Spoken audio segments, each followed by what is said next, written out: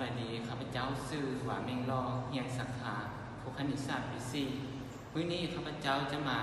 นำเสนอเกี่ยวกับวัตถุอยู่ในแวนซึ่งมี3กรณีคือกรณีที่1แล้วเขาจะวางวัตถุอยู่ในเกณฑ์ตุ้งซึ่งระยะวัตถุหาแวนน้อยกว่าระยะสูงซึ่งเขามีวัตถุอยู่จุด A แล้วเขาจะซัดเกณฑ์สัมพองโดยผ่านจุด C แล้วเขาจะใส่จุดสูงโดยขนานกับแวนไปตัดอยู่เกณฑ์สัมพองแล้วหมายด้วย F ที่ก็คือจุดสูงของเกณฑ์สัมพองแล้วเขาจะใส่รัศมีแสงจากวัตถุไปหาน้ำแวนแล้วมันจะหักหรือว่าสะท้อน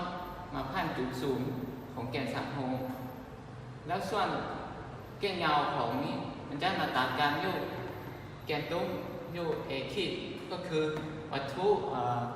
รวมครับซึ่งก้อนนี้มันก้อนนี้แว่นกงลุกครับ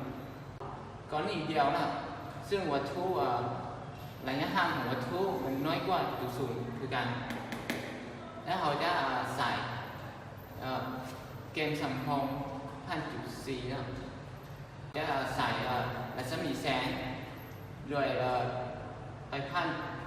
จุดสูงของเกณฑ์สัมพองนะแล้วมันจะ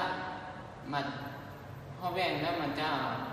หันเนาะมันจะหันขนาดกับเกณฑ์สัมพอง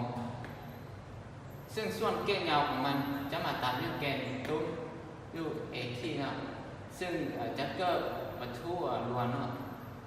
เอคีมี2ก้อนนี้แว่นกลมลุมและแว่นของส่วนก็สิ้นสุดเพียงเท่านี้